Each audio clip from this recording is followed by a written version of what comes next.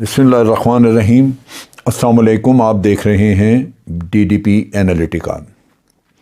آج parliament house میں parliament کے اسپیکر جناب اسد کیسر کی چیئرمین شپ پہ ایک میٹنگ ہوئی، جس میں کہ 80 کے قریب لا میکرز جو ہیں وہ انوائٹڈ تھے، اور آرمی کی طرف سے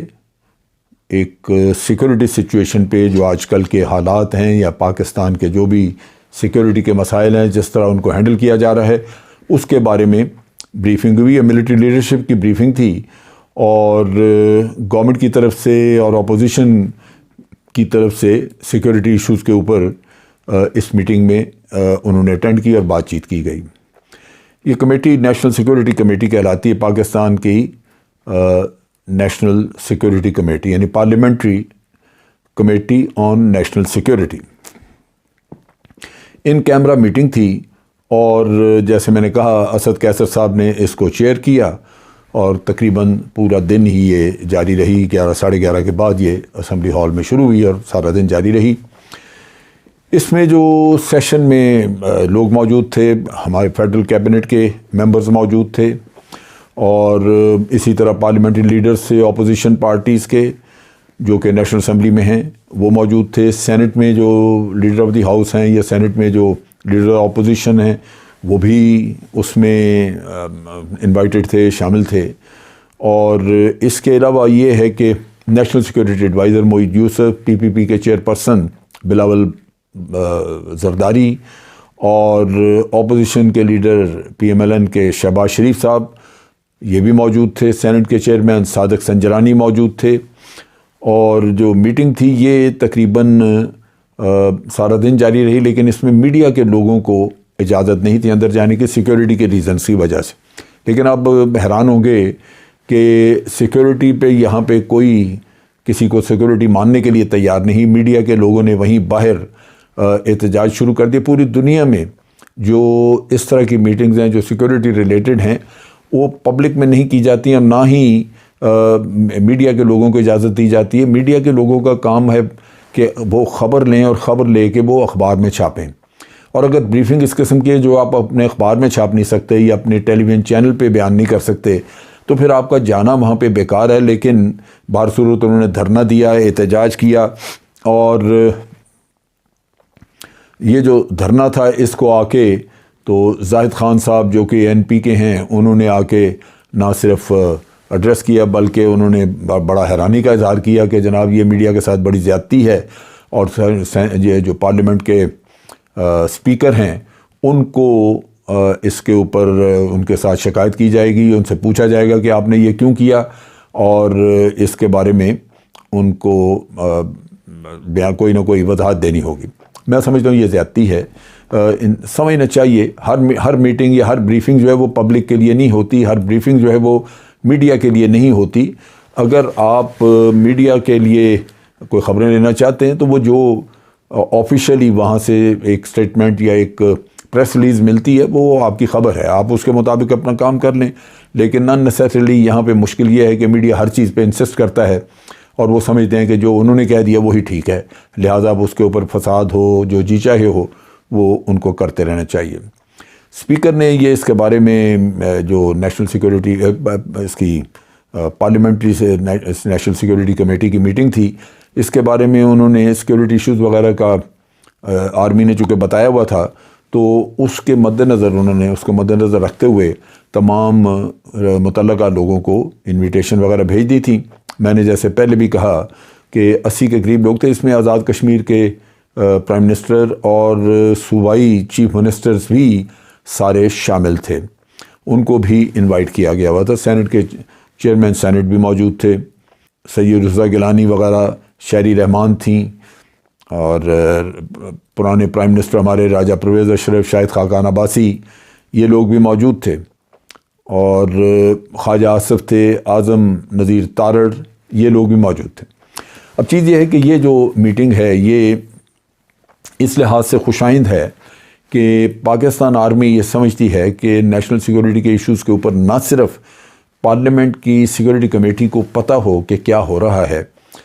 بلکہ ان سے سوال جواب ان کے ہوں، ان کے شکوک و شبہات دور کیے جائیں، ان کے اوپر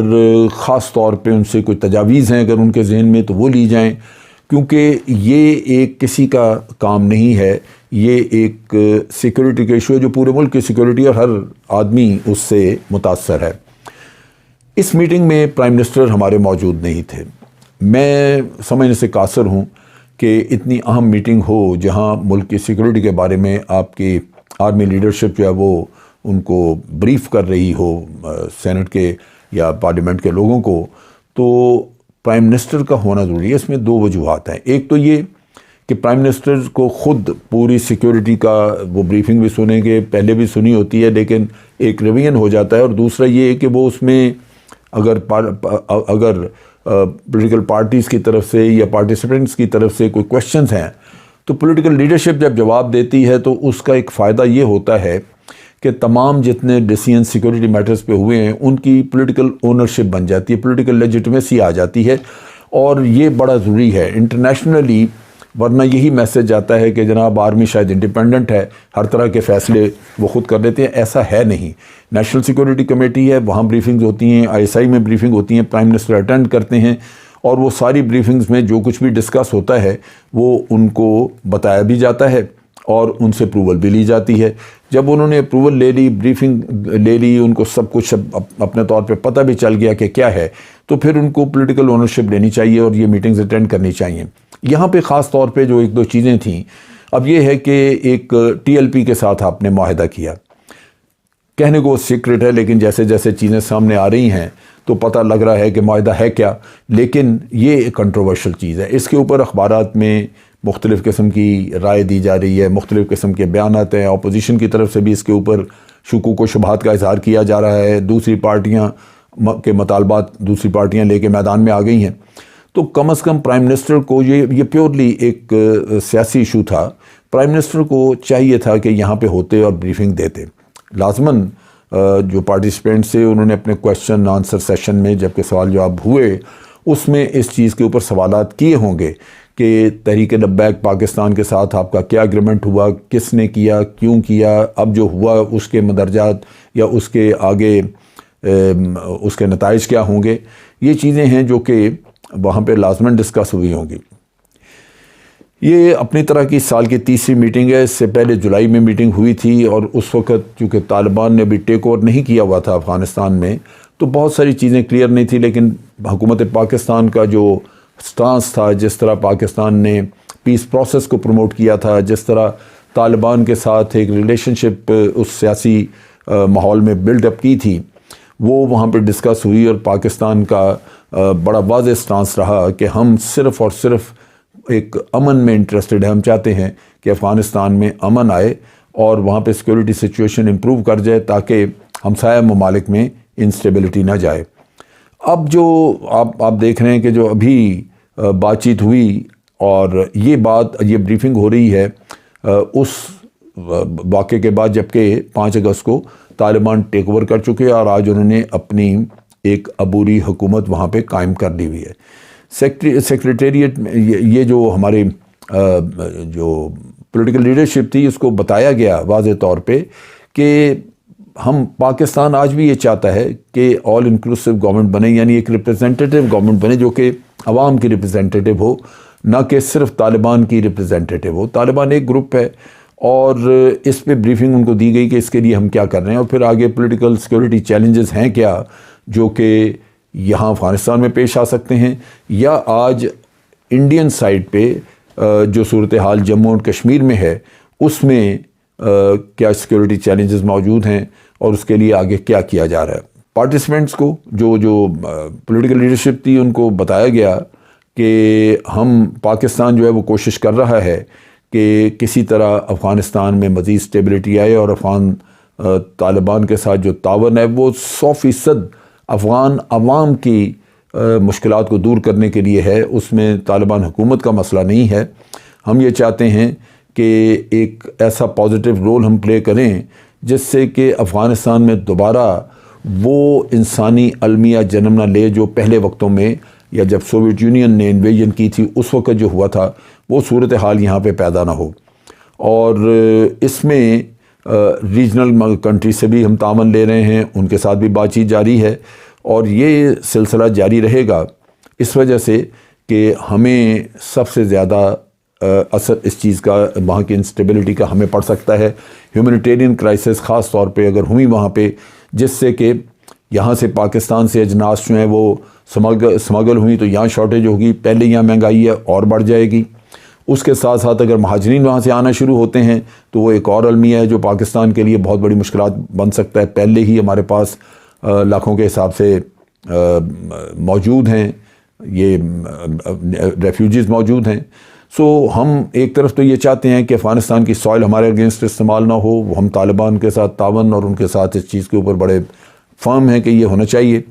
دوسری طرف یہ ہے کہ ہم پوری کوشش کر رہے ہیں کہ بارڈر کنٹرول کیا جائے، ان آتھرائز لوگ یعنی ریفیوجیز وغیرہ نہ وہاں پہ آ سکیں، اور اس کے ساتھ ساتھ یہ کہ جو کچھ ہم کر سکتے ہیں یہ ہمسایہ ملک سے کوشش کر رہے ہیں کہ مدد ملے، تو یہاں پہ انسانی المیہ جنم نہ لے۔ جو پارلیمنٹری لیڈر سے انہوں نے، پولیٹیکل لیڈرشپ نے اس پہ پوری طرح اطمینان کا اظہار کیا، وہ اس چیز پہ مطمئن تھے، اور کچھ تجاویز بھی دیں جو کہ میرا خیال ہے نوٹ کر لی گئی۔ اب یہ میٹنگ جو ہے یہ اس لحاظ سے ایک مفید میٹنگ تھی کہ ایک پولیٹیکل لیڈرشپ اور ملٹری لیڈرشپ کے درمیان ایک ہارمنی، ایک سوچ کا آپ کہہ لیجئے کہ ایک شیئرڈ فیلنگز آ گئیں۔ اور ویسے بھی جب آپ ملک کے دفاع کی بات کریں تو ایک اونرشپ ہونی چاہیے ہماری پارلیمنٹ کو، یہ فیلنگ پہنچنی چاہیے کہ یہ ادارہ انہی کا ہے، ان کے لیے کام کر رہا ہے، اور یہ جو کچھ بھی فیصلہ کر رہا ہے یہ حکومت کی اعانت کے ساتھ، اس کی اپروول کے ساتھ، اور پارلیمنٹری لیڈرشپ جو ہے ہماری ان کے تعاون کے ساتھ کر رہا ہے۔ سو اس میں